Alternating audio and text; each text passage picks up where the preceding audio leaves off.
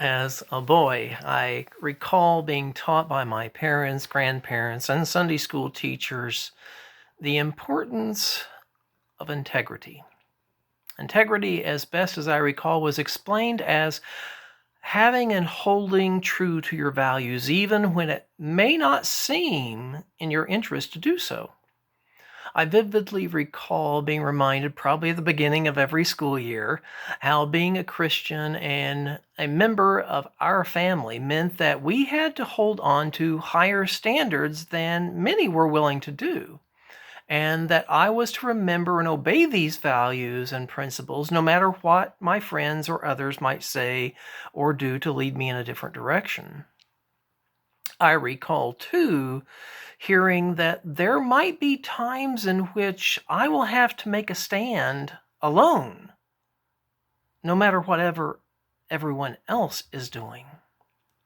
Well, I must have done at least a pretty good job with integrity, because I remember at a high school graduation party, a handful of people told me that they and others respected me because of my integrity.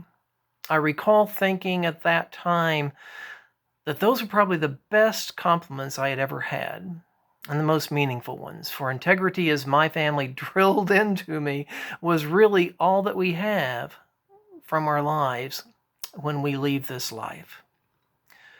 I recall my grandfather preaching about integrity, and perhaps this very passage where it says that we are to present our bodies as a living sacrifice. I knew then in no uncertain terms that this meant living by Christ's values rather than society's values. This, for anyone who claims to be a Christian, is what integrity is all about. It may not make you successful or wealthy or popular or influential, but it will help you to sleep at night peacefully, knowing you did the right thing. How often I heard these sentiments. But integrity was not just a word. I can vividly remember experiences of where integrity was expected. I recall our first dog, a collie, running away, and how sad I was. I used to play and do just about everything with that dog, and boy, did I love her. Well, one day I was riding in the car with my family in a neighborhood not too far, maybe a mile and a half or so from my house, and I spotted Missy, as we call her. I asked Dad to stop, and he did, and I rolled down the window and I shouted her name. And as she turned her head, she saw me and she came running to the car. She leapt up on the windowsill, and she and I could not get enough of each other. I turned to my parents and asked if we could take her back. Before they responded, I could see the heartache in their eyes of having to tell their ecstatic son, "No, we can't take her back. This is her new home." I vaguely recall some explanation that when you love someone, you have to set them free. It is not that the love isn't there anymore, but you just have to think about what is best for them and not just yourself. That was some integrity. Integrity doesn't always make you feel good, and it certainly isn't what you most long for and desire at all times. But even as a boy, I took some reassurance that I wanted what was best for my beloved dog, even when it wasn't me. When I was in junior high school, maybe freshman in high school, another instance of integrity comes to mind. There was a kid at school who most people couldn't stand. He was not very talented in hardly any way that was important to a teenager, and he had this especially annoying habit of bragging about how great he was when he really wasn't. Now, I was told to love and respect everyone, no matter whether they were likable or not, and this came from my religious upbringing and faith. This kid put that to the test numerous times for me, but on one day especially. Apparently, he had been his usual self to the new kid at school. And the new kid probably had had a lot of things going on in his life at this time especially, and simply could not tolerate this bratty kid. And so the new kid proceeded to beat him up.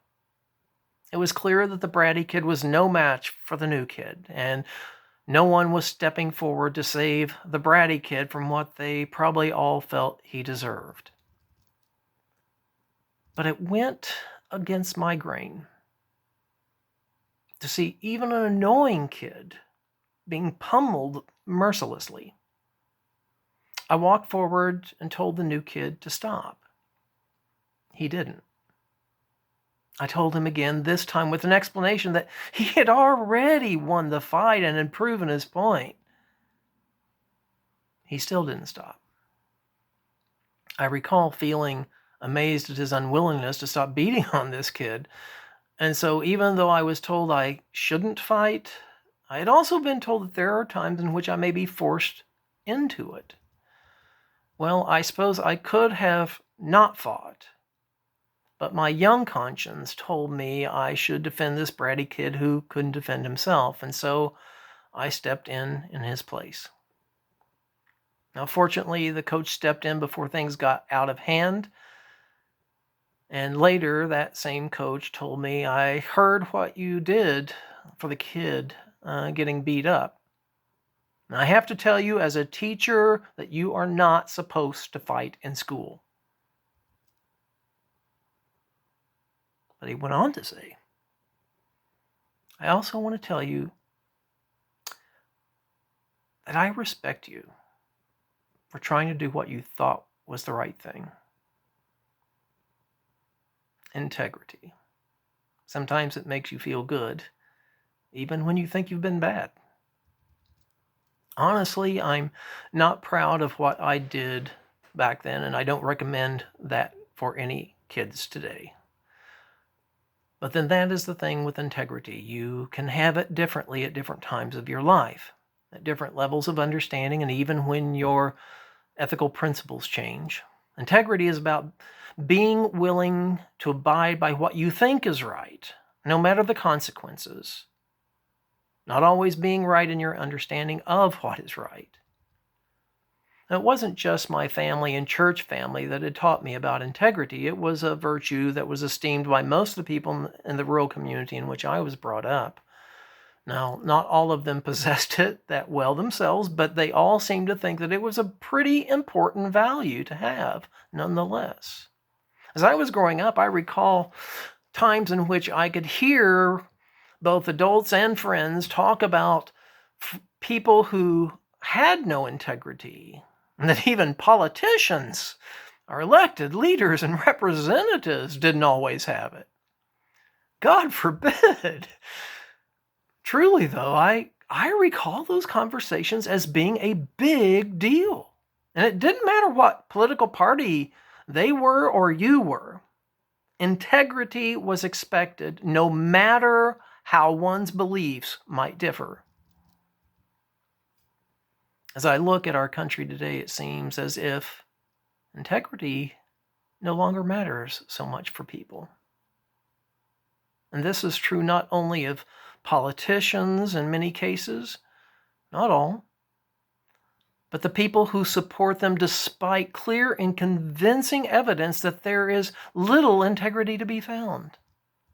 What has happened to integrity? Where did it go and why? Is there a way that we can get it back again, where it can once again hold an important place in our lives? Paul tells us, quote, I appeal to you, therefore, brothers and sisters, by the mercies of God, to present your bodies as a living sacrifice, holy and acceptable to God, which is your spiritual worship. Do not be conformed to this world, but be transformed by the renewing of your minds, so that you may discern what is the will of God, what is good and acceptable and perfect. He reminds us that First, we are indeed brothers and sisters of one another. In our polarized society, do we still believe this? Where people don't seem to be able to respect a person's humanity because they can't respect their political position? Can we still see that we are siblings of one another? Seeing ourselves as siblings, despite our vast differences, is the first step in getting back to integrity. When Paul tells us to be a living sacrifice, it may help us to know that the etymology of the word sacrifice comes from two words which mean make sacred.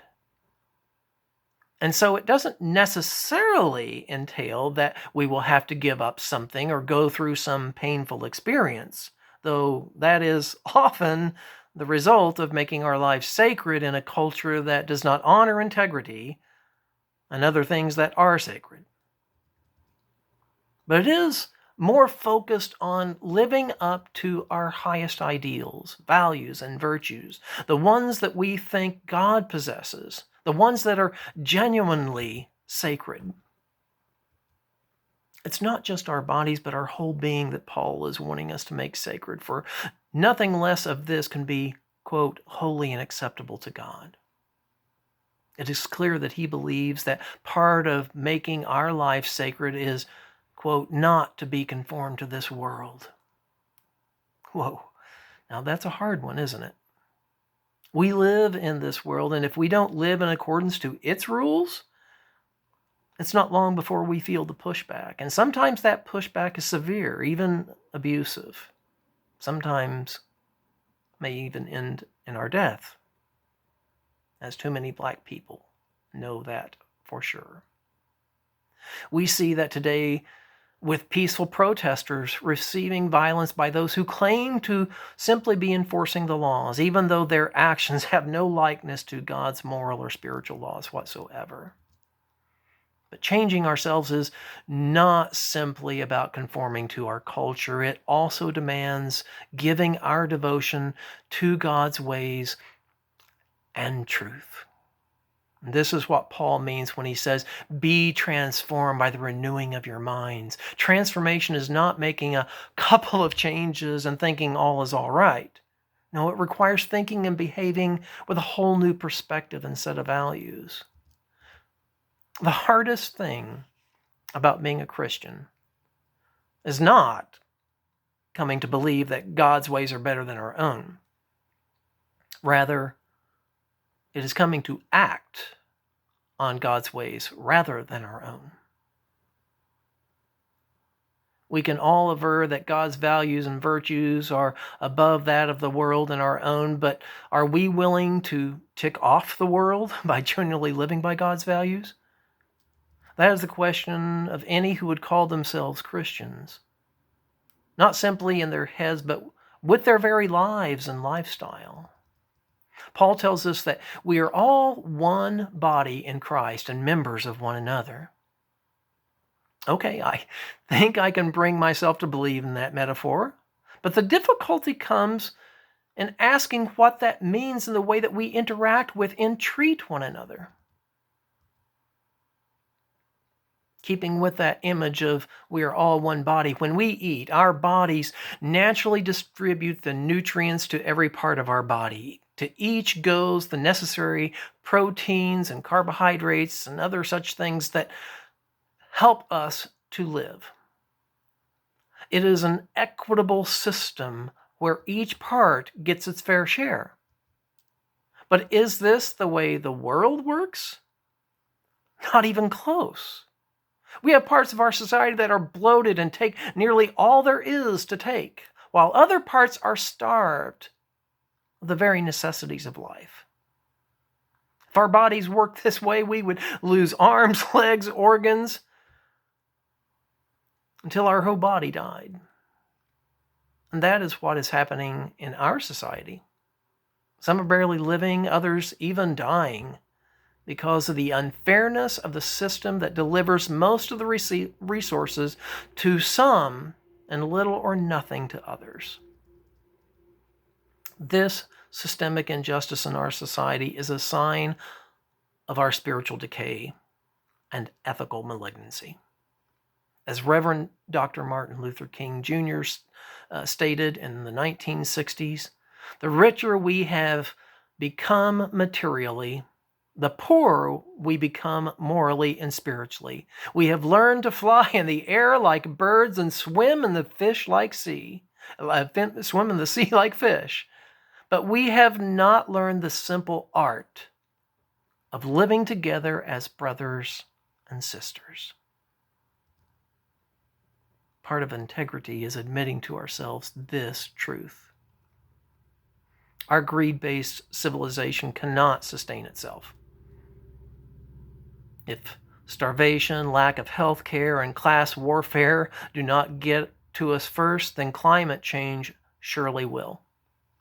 For those with much are taking from the planet more than they have need of to survive, and are taking it from those who also need it to survive.